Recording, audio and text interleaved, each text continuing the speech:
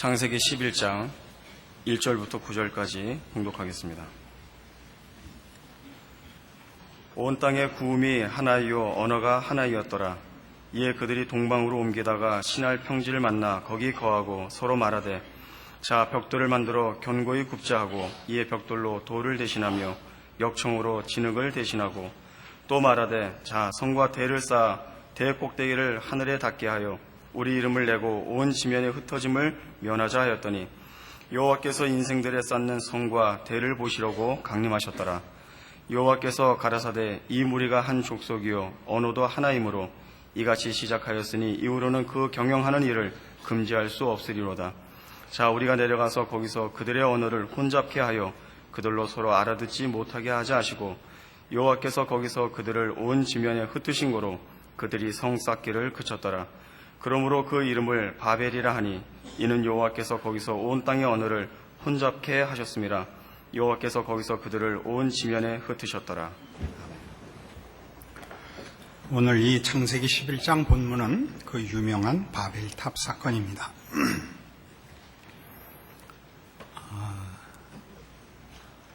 노아 홍수를 겪은 인류는 스스로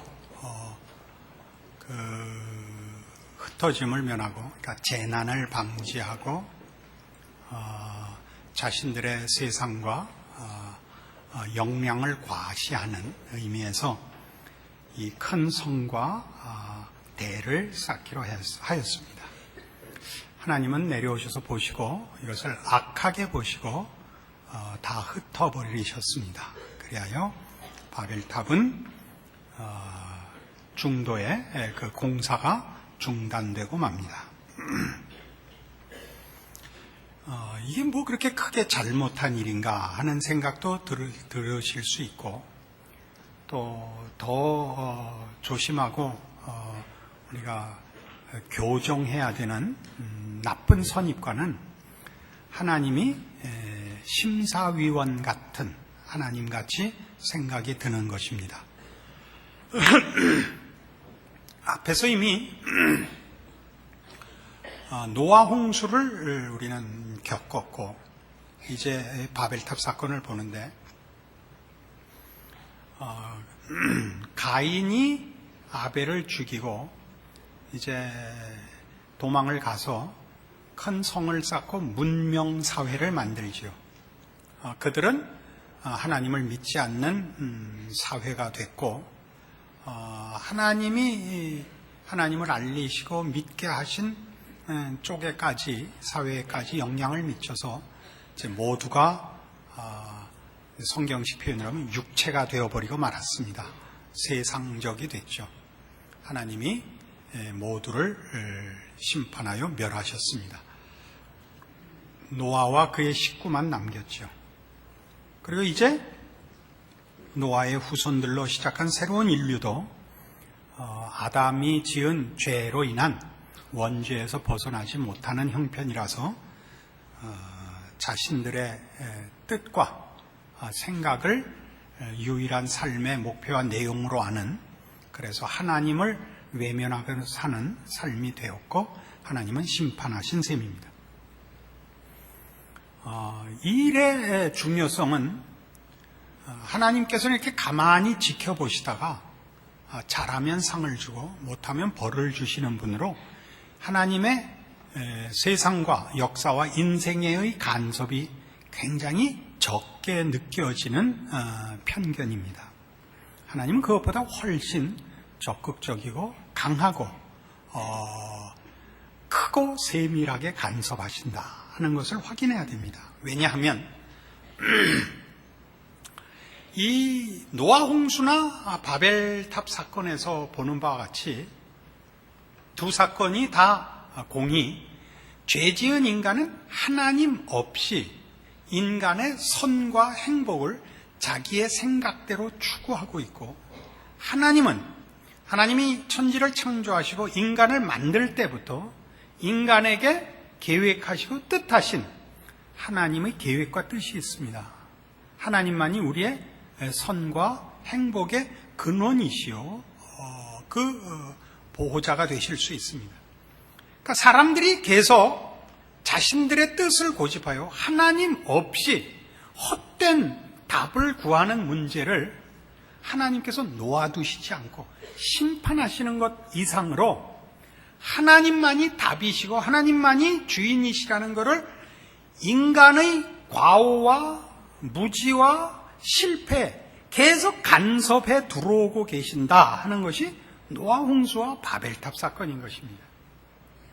어떻게 하나 보고 잘하면 상 주고 잘못하면 벌을 준 것이 아니라 그 잘못이 인류의 영원한 운명이 되지 않게끔 그 인간의 잘못과 오류의 정면으로 개입하고 들어오셔서 자꾸 물꼬를 바꾸시는 것이 말하자면 세상이고 역사고 우리 모든 인간의 개인 인생인 것입니다.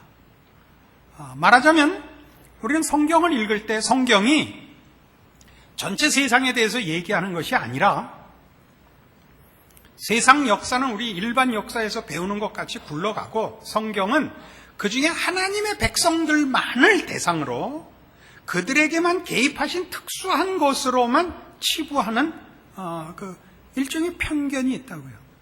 그러나 성경을 우리가 읽어보면 성경은 얘기하는 바가 하나님이 전 우주와 역사와 모든 인류의 각 개인의 인생에 하나님께서 어떻게 주권적으로 그리고 전체적으로 그리고 끊임없이 간섭하는가를 설명하고 있는 것입니다.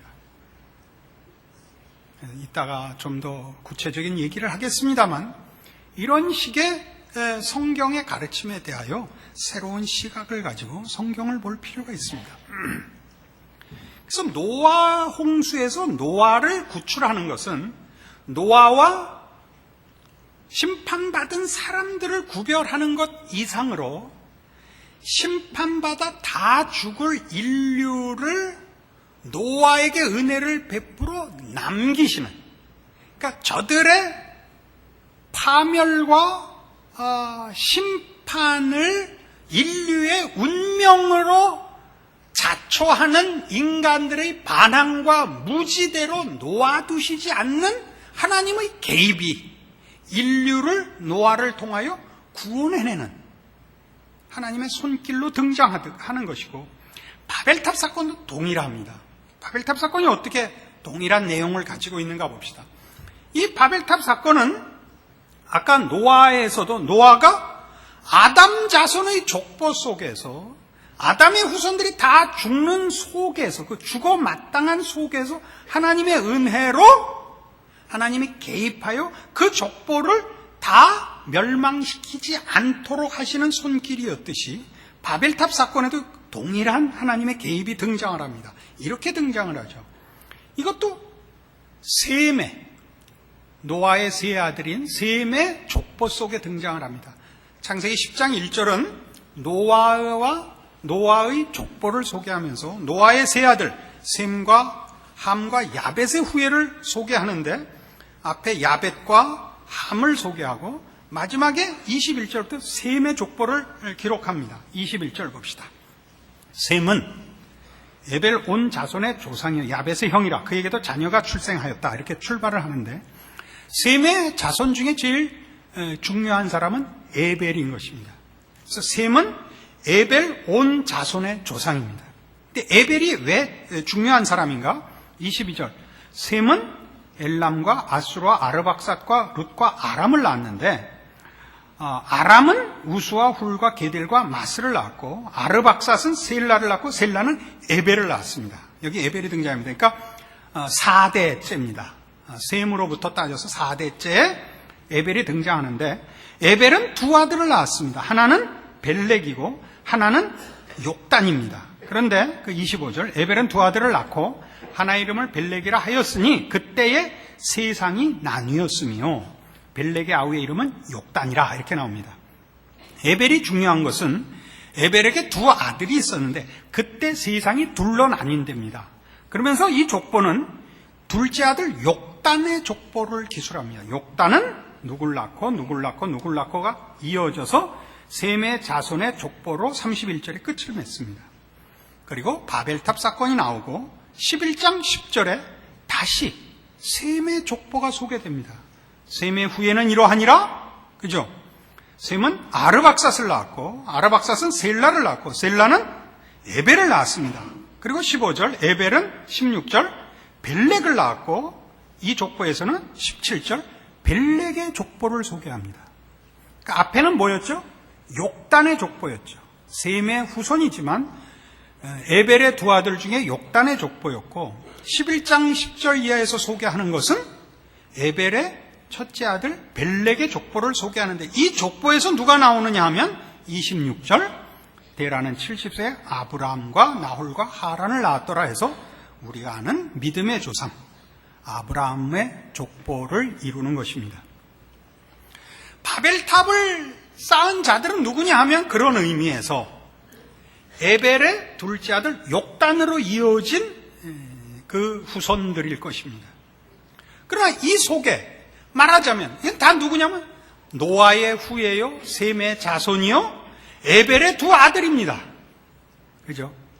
그 속에 그들이 바벨탑을 쌓는 실력밖에 없는 하나님을 의지하여 살 신앙과 참다운 진리와 지식이 없는, 그래서 자기도 모르게 멸망을 자초하고 있는 이 역사에, 세상에 하나님은 그 속에서 그 죽어 마땅한 죽음을 선택하는 자들 속에서 누구를 택하여?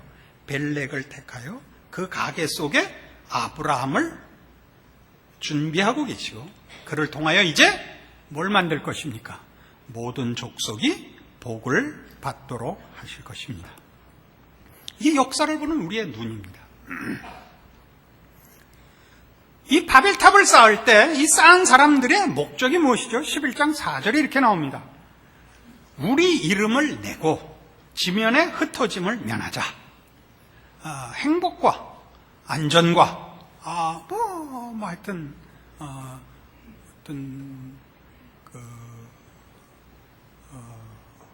뭐라 그래야 됩니까? 불만이 없고 만족할 세상을 만들고 싶어 했습니다. 행복을 추구했죠. 하나님이 그들을 흩어버린 이유는 거기에 답이 없기 때문입니다. 그것이 답이 아닌 탓이죠.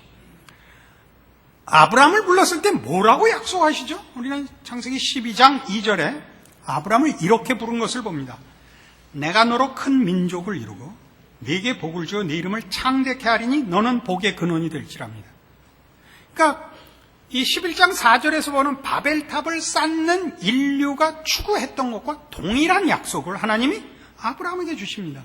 네 이름을 창대케 하고 너로 복의 근원이 되게 하고 모든 족속이 너를 인하여 복을 받는 흩어짐이 없는 참다운 복을 약속하십니다. 무엇을 대조하고 있다고요? 이 모든 일, 복과 진리와 영생에 속한 것은 하나님께로부터만 나오며 하나님으로부터만 가능합니다. 우리는 그것을 만들 수 없습니다. 이러한 문제들은 우리에게 성경의 가르침에 대해서 어떤 거의 타성에 젖은 냉소를 만들어낼 수 있습니다. 성경의 약속들은 그것이 믿음의 내용이요 하나님의 약속이라는 점에서 믿어야 옳지만 우리 현실적으로 신자들 대부분에게는 현실적으로 실망스러운 약속들인 것이 우리 모두의 공통된 경험입니다. 하나님의 약속들과 하나님의 전능하심과 우리를 사랑하사 그 아들을 주신다는 열심들이 왜 가장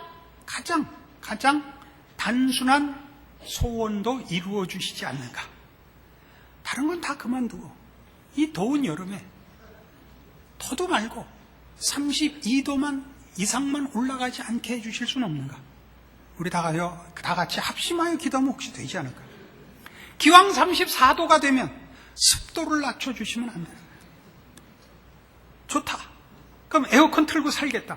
그러면 에어컨 알러지만은 없게 해주셔야 되지 않나요? 이런 간단한 문제 하나님은 전혀 답을 안 하십니다. 어제도 33.9도였고 습도는 말할 수 없이 높고 그리고 해골이 뽀개지게 에어컨 알러지로 고생을 하고 있습니다. 여기에 우리는 당황하죠. 무슨 하나님이 적극적으로 주도적으로 세상과 인류와 인생에 개입하신다면 역사가 이게 왜 이 꼴이냐? 여기에 부닥치죠. 여기엔 우리의 무지가 한몫하고 있습니다. 우리는 전부 내가 이해 못하면 상대방이 틀린 거라고 우기는 고약한 습성이 있고 우리는 그것을 지성이라고 포장을 합니다. 우리가 아이들을 길러보면 우리 아이들이 부모의 마음을 이해를 못하며 납득을 못합니다. 왜 그래야 하는지, 왜 열심히 공부해야 하는지, 왜 반찬은 골고루 먹어야 하는지, 왜 매일 세수해야 하는지를 모릅니다. 그래서 부모가 자녀가 납득할 때까지 방치하는 법은 없습니다. 납득이 안 될 때는 어떻게 하죠? 강요할 수밖에 없습니다. 자식들이 사랑하고 존경하는 부모는 없습니다. 자기네들이 부모가 될 때까지는 말이죠. 부모가 자식들의 동의를 받아내지 못하며 오해하고 있다고 해서 부모 노릇을 그만두는 예가 없듯이 하나님이 지금 그렇게 일하십니다. 설명을 해보십시다. 우리가 예수님 오시고 이제까지 사는 세계 역사 속에 물론 그 고대 사회도 동일한 내용이 있습니다만 우리의 이해가 이 이후의 역사가 더 분명하게 드러나 있으니까 이것만 갖고 얘기를 합시다.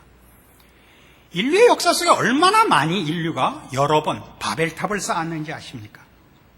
여러 번 바벨탑을 쌓았습니다. 로마라는 바벨탑을 쌓고 중세라는 바벨탑을 쌓고 그리고 문예부흥이라는 바벨탑을 쌓고 과학이라는 바벨탑을 쌓았습니다.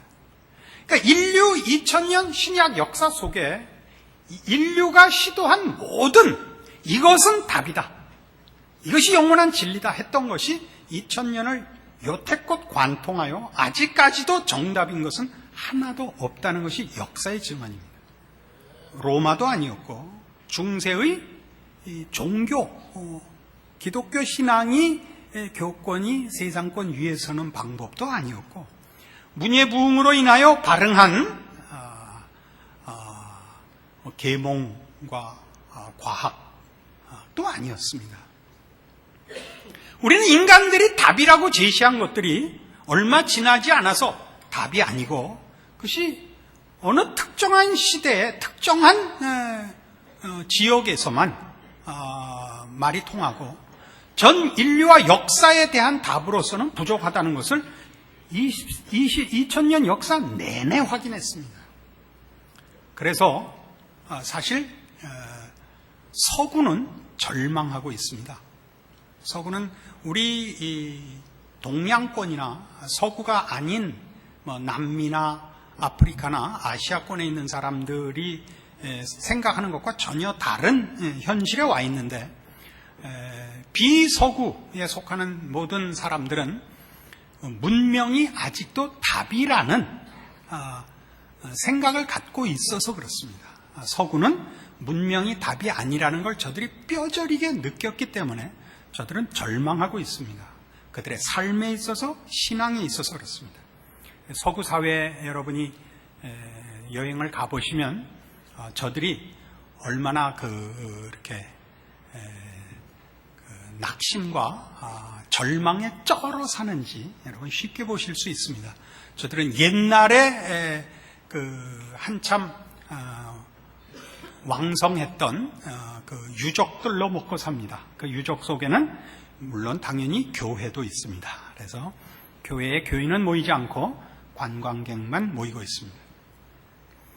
저들이 놀랬던 것은 인간이 가능성이 있고 답을 만들 수 있다고 생각했다가 양차 대전을 겪으면서 1차 세계대전과 2차 세계대전을 겪으면서 문제가 밖을 환경을 개선하는 것이 아니라 인간 속을 개선해야 되고 그것이 가능성이 없다는 것을 발견한 절망이었습니다.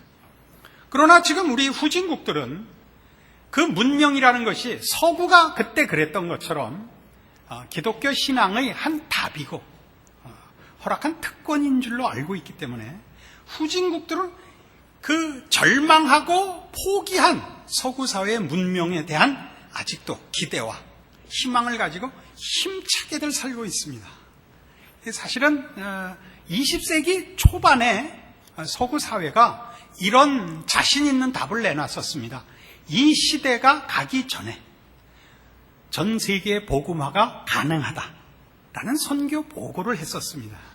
지금은 다 입 다물고 기독교만 구원이 있는 것이 아니다까지 후퇴해버렸습니다.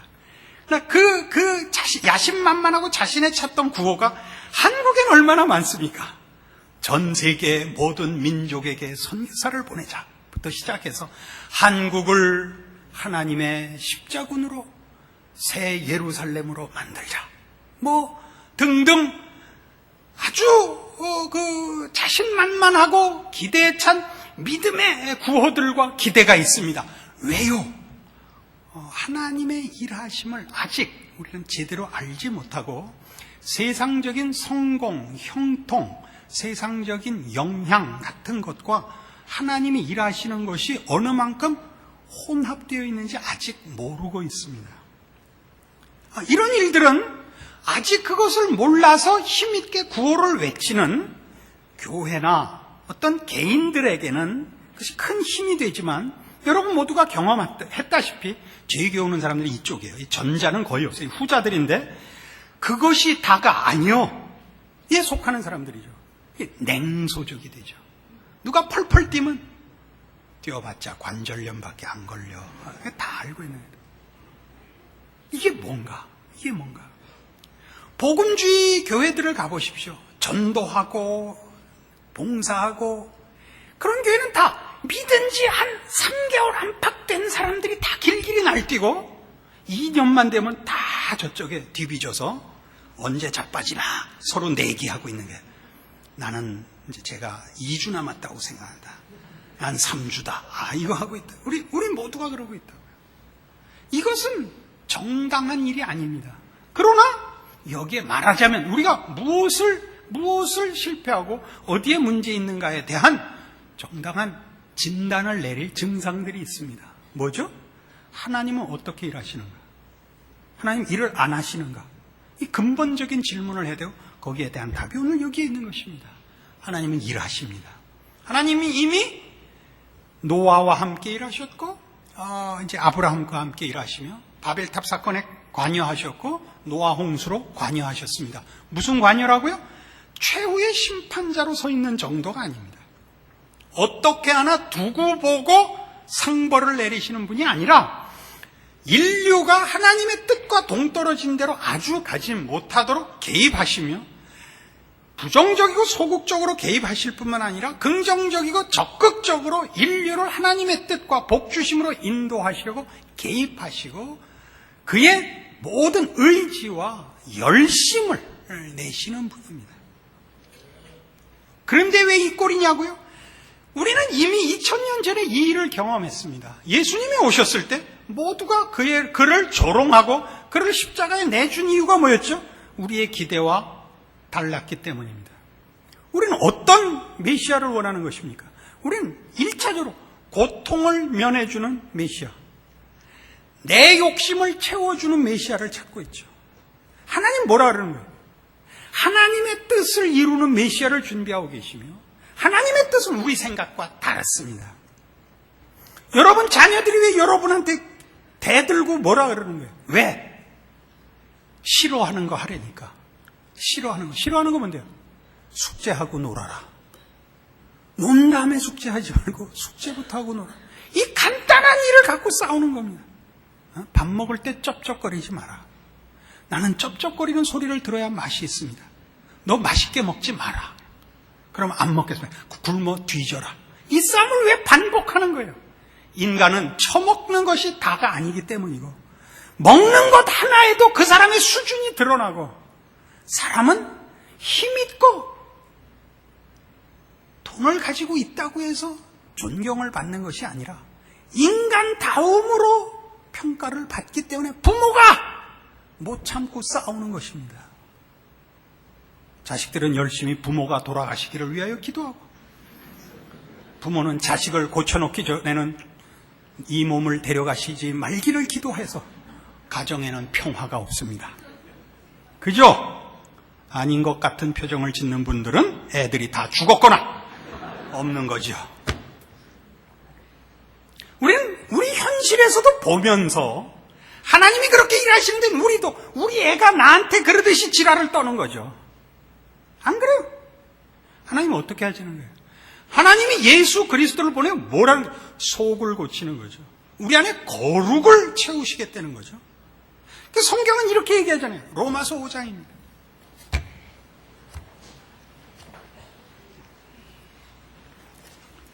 신약성경 245페이지 로마서 5장 1절. 그러므로 우리가 믿음으로 의롭다 하심을 얻었은즉 우리 주 예수 그리스도로 말미암아 하나님으로 더불어 화평을 누리자. 또한 그로 말미암아 우리가 믿음으로서 있는 이 은혜에 들어감을 얻었으며 하나님의 영광을 바라고 즐거워하느니라. 이 1절과 2절 사이에는 중요한 두 가지 다른 초점이 있습니다. 하나는 1절에 나온 바와 같이 우리는 예수 그리스도로 말미암아 구원을 얻어 하나님의 자녀라는 복된 운명과 위치에 섰다 하는 얘기입니다. 일어난 일입니다. 2절. 그러나 우리는 하나님의 영광을 바라고 즐거워해야 된다. 그 운명을, 그 완성을 기다려야 된다. 그리고 그것은 우리에게 일어날 것이다. 그러니까 일어난 구원과 일어날 완성 사이에 있습니다. 근데 이 일어날 완성, 하나님의 영광의 완성을 현실적으로 어떻게 이해해야 하느냐 할 때 3절. 다만 이뿐 아니라 우리가 환난 중에도 즐거워하나니 이는 환난은 인내를, 인내는 연단을, 연단은 소망을 이루는 줄 알미로다. 여기서 말하는 소망은 하나님의 영광을 바라는 우리 구원의 완성입니다. 하나님의 자녀의 완성입니다. 영광의 완성이죠. 그 소망을 하나님은 어떤 방법으로 일하신다 그러냐면 환난으로 일하신다는 겁니다. 환난은 인내를, 인내는 연단을, 연단은 소망을 이룬답니다. 하나님은 이 영광을, 이 신자의 완성을 환난으로 하신답니다. 여기에 우리의 말하자면 의심과 불만과 갈등이 있죠. 영어 성경의 여러 표현들은 우리한테 이 단어들이 갖는 뜻을 이해하는 데 도움을 줍니다. 우리말 성경에 이 환난과 인내와 연단은 환난은 suffering이라고도 소개되고 있고 problem이라고도 소개되어 있습니다. 그러니까 여러분 고통이라고 얘기하셔도 되고 문제라고 얘기하셔도 되고 여러 가지 여러분 현실에 겪는 여러 가지 일들입니다. 왜 이런가 하시는 모든 것들입니다. 그것들이 뭘 만들어낸다고요? 인내를 만들어낸답니다. 인내는 대표적인 단어로 endurance를 쓰고 있습니다. perseverance라는 단어도 쓰고 있습니다. 그런데 이 말은 재미있습니다. 인내라는 건 뭐죠? 포기할 수 없는 무엇을 갖고 있는 것을 말하죠. 내가 갖고 있는 것이 지금 현실 속에서 긍정적인 조건 속에 있지 않지만 포기할 수 없는 것을 갖고 있을 때 인내라는 것이 성립되는 겁니다. 인내란 지킬 것이 없는데 인내하는 법도 없고 내가 지켜야 할 것이 지금 현실 속에서 도움을 받고 그 보상을 받고 있다면 인내라는 말이 필요 없죠. 자랑하고 증거하는 것이 되겠죠. 인내라는 말은 우리가 당하는 환난들로 인하여 우리가 인내할 때, 즉 우리가 포기할 수 없는 어떤 것들을 갖고 있다는 것을 말합니다. 우리가 예수 안에서 하나님의 자녀가 되어 가진 신앙들을 환난을 통하여 우리는 이게 뭔가라고 버릴 수 없고 포기할 수 없기 때문에 들여다보고 초점을 맞추고 관심을 갖고 더 깊이 생각하게 된다는 뜻입니다. 하나님은 이렇게 일하십니다. 하나님의 일하심은 궁극적으로는 하나님 나라의 완성이며 하나님의 백성들에 대한 구원의 보상이며 모든 대적들을 무릎 꿇리는 심판일 것입니다. 우리 그걸 지금 요구하죠. 내가 하나님의 자녀인 보상과 하나님을 반대하고 그래서 하나님 믿는 우리를 괴롭히는 자들이 지금 벌을 받았으면 좋겠는데 그렇지 않고 있죠. 저들은 계속 바벨탑을 쌓고 있습니다. 하나님 지금 심판하시자는 것이 아니라 그것이 바벨탑에 불과하다는 것을 역사 속에서 전 인류를 향하여 보여주고 있습니다. 이것은 하나님의 은혜로우신 개입이요, 역사를 주도하시는 하나님의 사역의 은혜로우심입니다. 이것은 모든 인류를 향한 경고요, 깨우침이요, 믿는 우리에게서는 더 분명한 하나님의 은혜로우신 손길로서의 확인이어야 합니다. 그러나 우리는 이런 일들이 저들을 단섬에 쳐부셔 하나님의 백성만 남기는 천국을 완성시키지 않는다는 것 때문에 우리는 다 불만스러워하고 있습니다.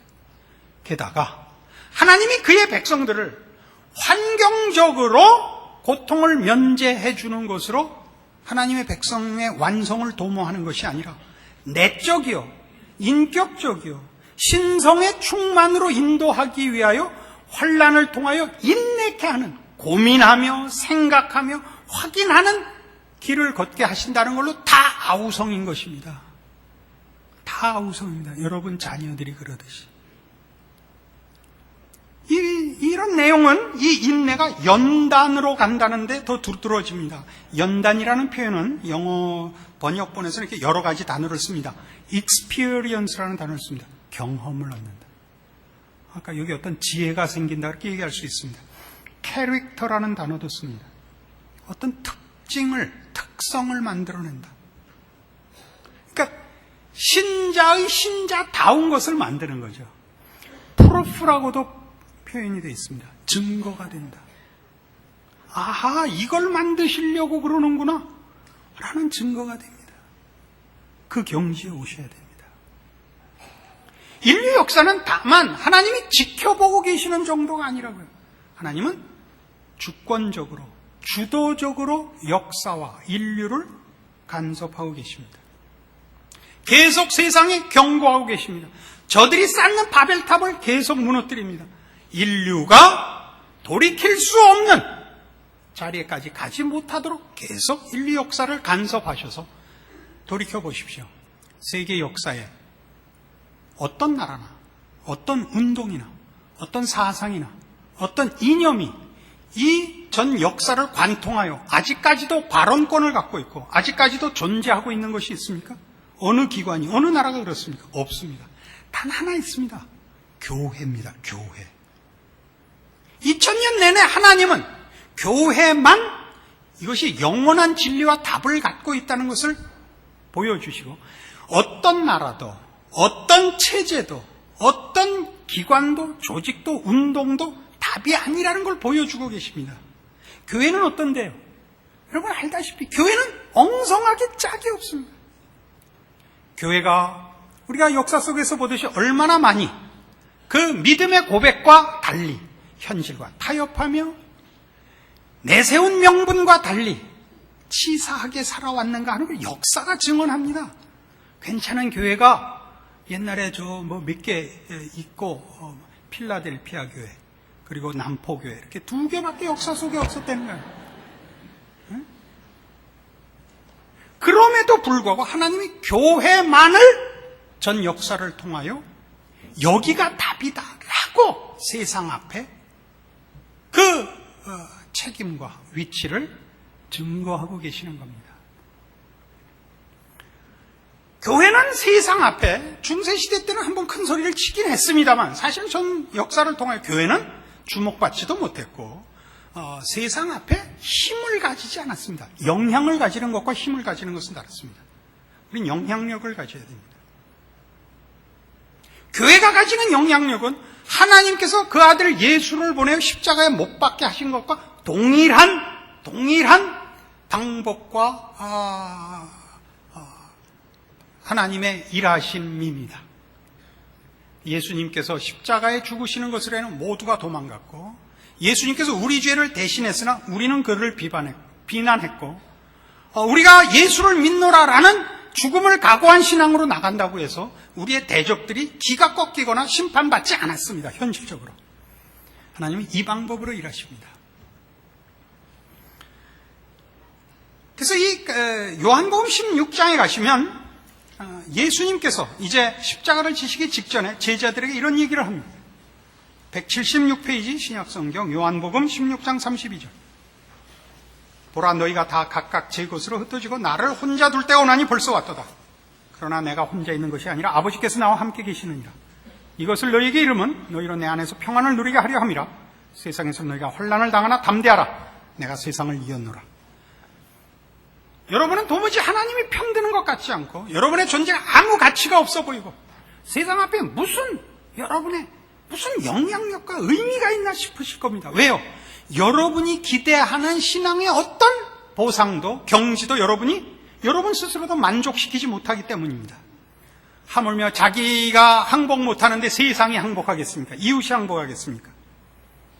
그러나 예수께서 십자가를 지실 때 그 제자들마저 다 도망가고 그가 고쳐주고 살려낸 모든 그에게 혜택을 입은 기적을 본 목도한 모든 사람이 그를 죽이라고 한 이유가 뭐였죠?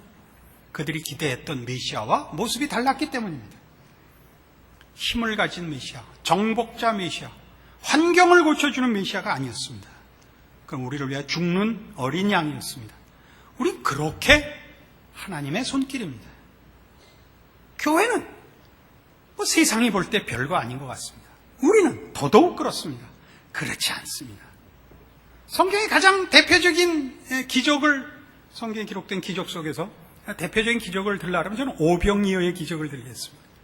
5명의 병신과 2마리의 물고기가 5,000명을 먹이고 12광줄이나 남았대더라.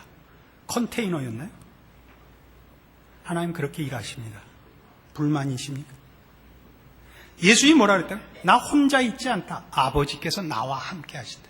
십자가는 하나님이 가장 큰 지혜와 능력과 권세로 개입하신 사건입니다. 세상이 모르고 있을 뿐이죠. 우린 다 그렇습니다. 우린 다 하나님의 손길이요, 하나님의 일꾼이요, 하나님의 증인이요, 우리가 제사장입니다. 우리 없인 세상은 아무것도 아닙니다. 그러니까 우리야말로 하나님께서 이 세상 주도권을 가지고 하나님의 전능하심과 지혜로 개입하시는 하나님의 비교할 수 없는 놀랍고 놀라운 개입인 것입니다. 여러분들의 그 게으르고 낙심한 하루하루들이 말이죠. 하긴 그 오병이어 갖고 왔을 때 그 물고기가 여기서 펄떡거렸겠습니까? 지지고 볶아서 멀때같이 누워 있었을 거 아니에요. 여러분의 인생을 여러분이 생각하는 것보다 성경에 비추어서 귀하게 생각하시는 법을 배우셔야 합니다. 우리는 이것을 믿음이라고 하고 우리를 근거로 하지 않고 하나님의 일하심을 근거로 하여 하나님이 필요하시다면 무엇인들 못하랴 라고 우리 마음에 다짐하기로 하는 것입니다. 여러분 각자가 하나님의 일하심과 같이 하심과 그래서 소중한 나날이요, 인생이요, 세상이요, 역사인 것을 기억하신다면 여러분들의 신자된 삶은 보다 나아질 것입니다. 여러분 뛰어 일어나서 영웅이 되라는 소리가 아닙니다. 하잘것없어 보이는 그 반복되는 매일을, 매 순간의 사소한 일들을 귀히 여기시고 자기 역할을 감당하시고 하나님이 주도하는 세상에 살고 있음을 확인하는 신자의 승리를 누리시기를 바랍니다. 기도하십시다. 하나님 아버지 은혜를 감사합니다. 우리가 하나님의 자녀이며 하나님은 나와 함께 하시며 그 옛날 예수 그리스도와 함께 하셨듯이 그리고 그를 십자가에 매달기를 기뻐하셨듯이 오늘 우리의 못나고 외면당하고 연약한 존재와 인생을 통하여 기적을 이루심을 믿습니다. 우리가 혼자가 아니요 하나님과 함께하는 자이며 하나님이 우리를 통하여 이 세상에 깊이 전능하신 능력으로 간섭하심을 믿습니다. 그 믿음으로 우리의 인생과 우리가 책임져야 할 우리의 시대와 사회 앞에 하나님의 손길로 서는 이 귀한 직분을 감당하는 우리의 신앙과 삶과 믿음과 자랑 있게 하여 주시옵소서.